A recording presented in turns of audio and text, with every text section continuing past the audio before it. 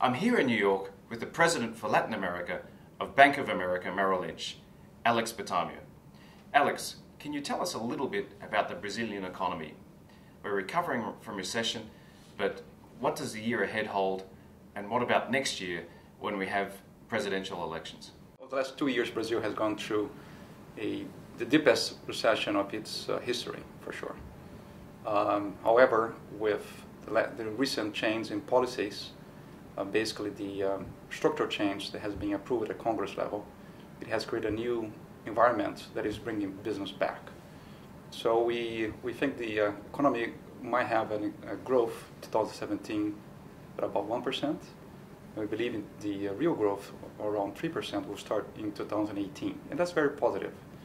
So we remain confident with what we're seeing in terms of the new market levels. If you see the new levels of the Bovespa, as well as what's happening on the FX side and the flow of new capital coming into Brazil through either financial investors or strategic investors with large M&A transactions that took place, it shows definitely a evidence of confidence is back to the country. There is still a major reform to pass through Congress, which is the social reform, which certainly, once it is done, will be another sign of recovery and a positive message to the market. But we remain confident that the government is taking the right approach to the issue they were having before.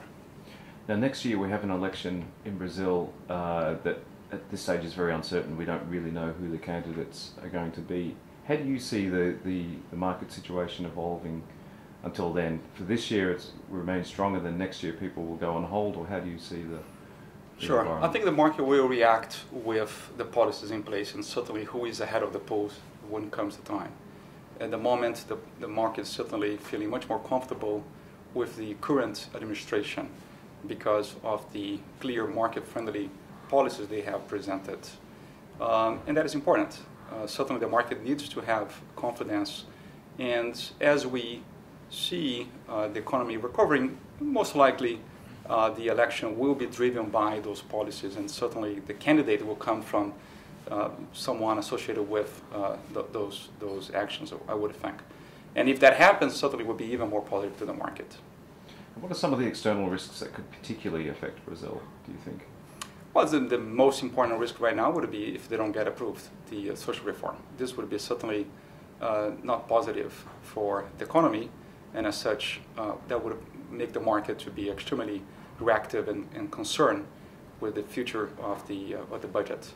So that would be certainly very important to see that reform to be approved. And once that is approved, I believe, as we're seeing already, inflation come down, and that's bringing interest rates come down, we might see actually a nice recovery of the, more money actually, let's say, moving from the fixed income side to the equity side, which will boost then more transactions as we're seeing happening already in the capital markets. If you pay attention to what's happening today on the equity side, there has been a sizable amount of transactions that has been announced, and that's certainly a consequence of the investors more comfortable with the perspective of Brazil in 2017 and 2018.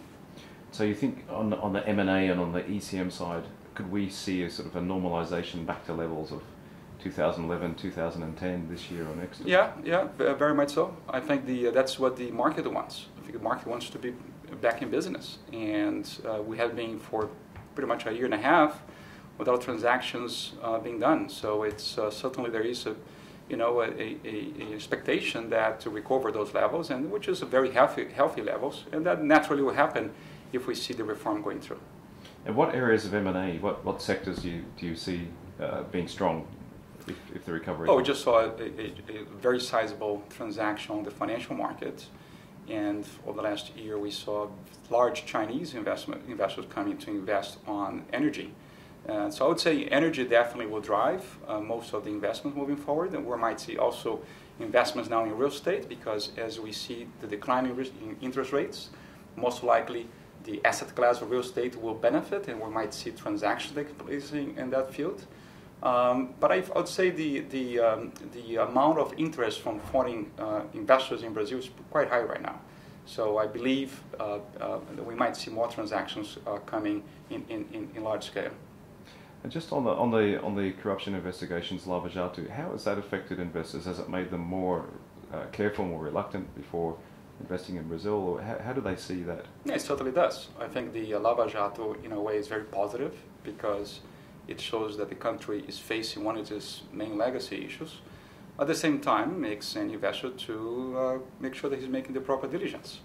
So that's very important to anyone to make sure from the compliance point of view and diligence point of view and reputational point of view, they are making the proper investment, and certainly that increases the bar or increase the level of scrutiny that an investor has to make.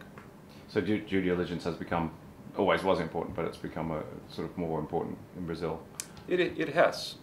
But it also, everything starts with know your client. So we at Bank of America Merrill Lynch has always given a tremendous amount of attention to doing business with the right clients. So for us, we feel actually very comfortable with the selection that we have done in the past, and because it's, at the end of the day, it's everything about who do you do business with.